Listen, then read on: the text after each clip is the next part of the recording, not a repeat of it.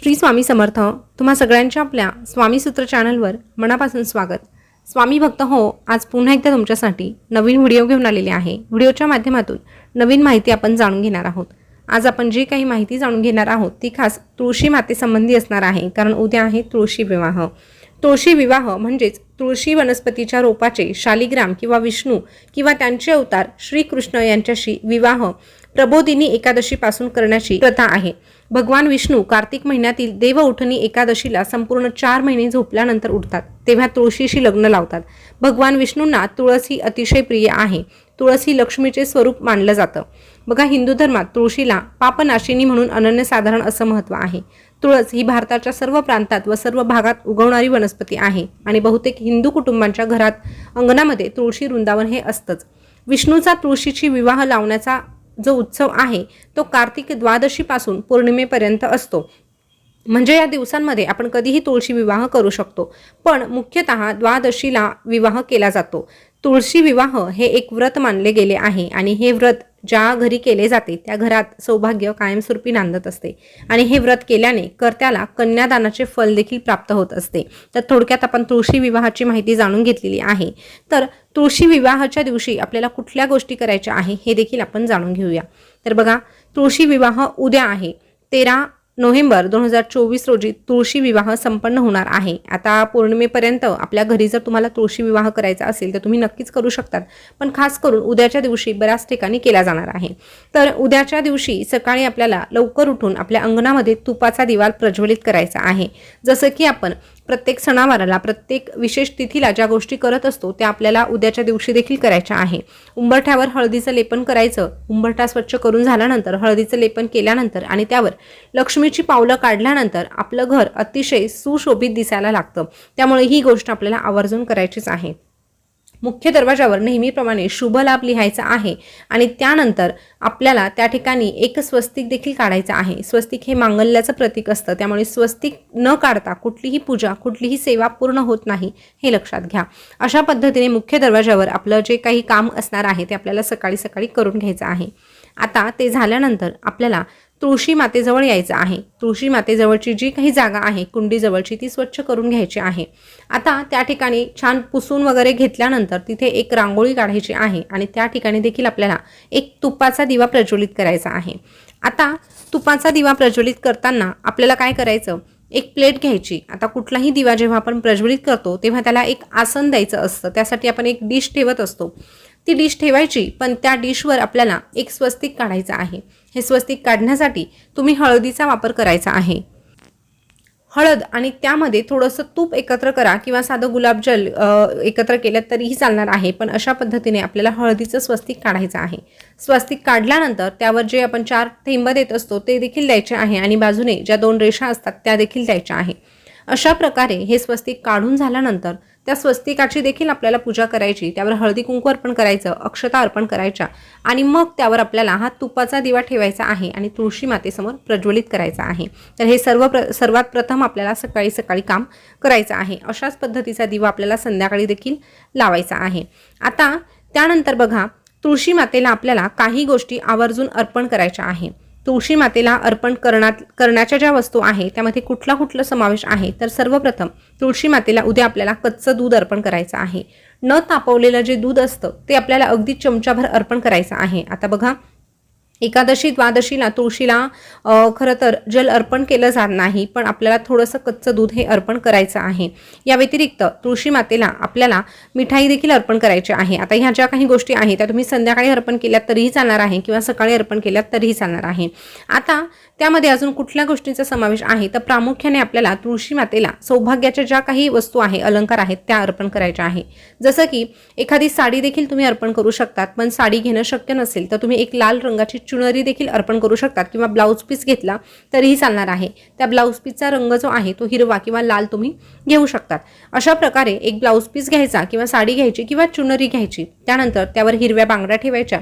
जे काही सौभाग्याचे अलंकार असतात, जसं की गळ्यातलं मंगळसूत्र असतं, जोडवी असतात, टिकल्याचं पॉकेट असतं, मेहंदीचा कोन असतो, या ज्या काही गोष्टी असतात त्या जेवढ्या तुम्हाला घेणं शक्य होणार आहे तेवढ्या तुम्हाला घ्यायच्या आहे आणि तुळशी मातेला अर्पण करायच्या आहे. आता ह्या वस्तू अर्पण केल्यानंतर त्याचं काय करायचं, तर दिवसभर आपल्याला त्या तुळशी मातेसमोरच ठेवायच्या आहे आणि दुसऱ्या दिवशी आपल्याला या ज्या काही वस्तू आहे त्या वस्तू एखाद्या गरीब स्त्रीला म्हणजे जिला गरज आहे अशा स्त्रीला द्यायच्या आहे। बघा, तुमच्या मैत्रिणीला किंवा तुमच्या शेजारणीला बोलून त्या वस्तू देऊ नका, तर खरंच एखादी व्यक्ती आहे अशी तिला गरज आहे अशाच महिलेला ह्या वस्तू तुम्ही दान करण्याचा प्रयत्न करा। अशा प्रकारे जर तिला तुम्ही ह्या वस्तू दान केल्या तर तुमच्या घरातलं दुर्भाग्य दूर होतं आणि तुमच्या घरामध्ये सौभाग्याची वाढ होत असते। यामुळे आपल्याला हा छोटासा उपाय उद्याच्या दिवशी आवर्जून करायचा आहे। त्यासोबतच उद्याच्या दिवशी तुळशी मातेला चिमूटभर हळद देखील अर्पण करायची आहे। हळद शुद्ध असायला हवी याची काळजी मात्र तुम्हाला घ्यायचीच आहे। त्यानंतर आपल्या घरामध्ये विष्णू भगवानांचा आशीर्वाद कायमस्वरूपी टिकून राहावा असं प्रत्येकालाच वाटत असतं आणि तसं होण्यासाठी तुम्हाला एक छोटासा उपाय उद्याच्या दिवशी करायचा आहे। काय करायचं तर एक पिवळा रंगाचा धागा घ्यायचा आहे किंवा लाल पिवळा जो कलावा मिळतो तो घेतला तरीही चालणार आहे। अशा पद्धतीने तो धागा घ्यायचा, त्याला 108 गाठी मारायच्या। 108 गाठी मारण्याचा प्रयत्न करा, नाही शक्य झालं तर ठीक आहे, फक्त धागा जरी तुळशी मातेला बांधला तरीही चालणार आहे, पण अशा पद्धतीचा एक धागा तुळशी मातेला अर्पण करायचा आहे। अगदी हलक्या हाताने गाठ मारायची, खूप घट्ट गाठ मारायची नाही, नाहीतर आपली तुळस जी आहे तिला हानी पोहोचू शकते। त्यामुळे अशा प्रकारचा लाल पिवळा किंवा फक्त पिवळा रंगाचा धागा तुळशी मातेला अर्पण करायचा आहे। त्याने आपल्या घरामध्ये लक्ष्मी माता कायमस्वरूपी टिकून राहण्यास मदत होते, विष्णू भगवानाचा आशीर्वाद आपल्याला कायमस्वरूपी प्राप्त होतो। त्यानंतरचा पुढचा जो उपाय आहे तो आपल्या घरातील नकारात्मकता घालवण्यासाठी आहे। बघा, बऱ्याचदा आपण खूप सेवा वगैरे करतो पण तरीही असं वाटतं की आपल्या घरात एक प्रकारची नकारात्मकता आहे, घरातलं वातावरण जे आहे ते नेहमी उदासीन असतं। जर असं तुम्हाला वाटत असेल तर काय करायचं, तुळशीची पानं पाण्यामध्ये बुडवून ठेवायची। आता दररोज जरी तुम्ही हे केलं तरीही चालणार आहे किंवा मग आठवड्यातून एकदा दोनदा केलं तरीही चालणार आहे, पण उद्याच्या दिवशी तर करायचंच आहे। तर काय करायचं, पाण्यामध्ये थोडीशी तुळशीची पानं बुडवून ठेवायची आणि त्यानंतर दुसऱ्या दिवशी सकाळी, म्हणजे आता हे पानं जे आहे ते तुम्हाला रात्रीच पाण्यात बुडवून ठेवायचे आहे आणि दुसऱ्या दिवशी सकाळी ही जे पाणी, तुळशीचं जे पाणी आहे ते आपल्या संपूर्ण घरामध्ये थोडं थोडं शिंपडायचं आहे। अशा पद्धतीचा जर तुम्ही कंटिन्यू उपाय करून बघितला तर घरातील नकारात्मकता दूर होण्यासाठी तुम्हाला मदत मिळणार आहे। त्यानंतर पुढचा जो उपाय आहे तो पती पत्नीमध्ये जर सतत वाद होत असतील, एकमत होत नसेल किंवा छोट्या छोट्या गोष्टींवरून जर खूप भांडणं होत असतील तर त्यासाठी आहे। बघा, तुळशी मातेच्या विवाहाच्या दिवशी जर पती पत्नीने मिळून मंगलाष्टक म्हटले तर त्यांच्यातील जे वादविवाद आहे ते संपण्यासाठी मदत होत असते। त्यामुळे जर तुम्हालाही असं वाटत असेल किंवा भलेही तुमचे वादविवाद होत नसतील पण पुढे जाऊन भविष्यातही तसं घडू नये यासाठी देखील तुम्ही हे करू शकता। दोघांनी मिळून मंगलाष्टक म्हणायचे आहे। अशा पद्धतीने छोटासा उपाय केला तर निश्चितच तुमच्या पती पत्नीचं प्रेम वाढण्यास मदत मिळत असते। त्यानंतर उद्याच्या दिवशी आपल्याला तुळशी मातेला थोडासा उसाचा रस देखील अर्पण करायचा आहे, तर आवर्जून उसाचा रस अर्पण करण्याचा प्रयत्न करा, त्याने देखील आर्थिक समस्या सुटण्यासाठी मदत मिळत असते। त्यानंतर तुळशी मातेसमोर आपल्याला एक मंत्र म्हणायचा आहे। बघा, तुळशी मातेसमोर जो मंत्र म्हणायचा आहे तो तुम्हाला या ठिकाणी सांगत आहे। तुम्ही गुगलवर सर्च केलं तर तुम्हाला विविध प्रकारचे तुळशी मंत्र डोळ्यासमोर येतील, त्यापैकी तुम्ही कुठलाही म्हटला तरीही चालणार आहे, पण त्यातली त्या जर हा मंत्र आता जो सांगत आहे तो मिळाला तर आवर्जून तो म्हणण्याचा प्रयत्न करा। तर मंत्र बघा असा आहे, ओम तुलसी देवेच विद्महे विष्णु प्रियाय धीमहि तन्नो रुंदा प्रचोदयात। ओम तुलसी देवेच विद्महे विष्णु प्रियाय धीमहि तन्नो रुंदा प्रचोदयात हा मंत्र तुम्हाला म्हणायचा आहे। या व्यतिरिक्त तुम्हाला दुसरा मंत्र मिळाला तर तो म्हटला तरीही चालणार आहे, हरकत नाही। अशा प्रकारे आपल्याला या छोट्या छोट्या गोष्टींचा समावेश उद्याच्या दिवशी करायचा आहे। या व्यतिरिक्त आपल्याला तुळशी मातेची आरती देखील आवर्जून करायची आहे। आता बऱ्याच ठिकाणी तुलसी विवाह केला जातो, पण तुमच्याकडे जर होत नसेल तर कुठे शेजारी जर तुलसी विवाह केला जात असेल तर तुम्ही त्या ठिकाणी गेलात, मंदिरामध्ये देखील तुलसी विवाह केला जातो, त्या ठिकाणी जरी गेलात तरीही चालणार आहे।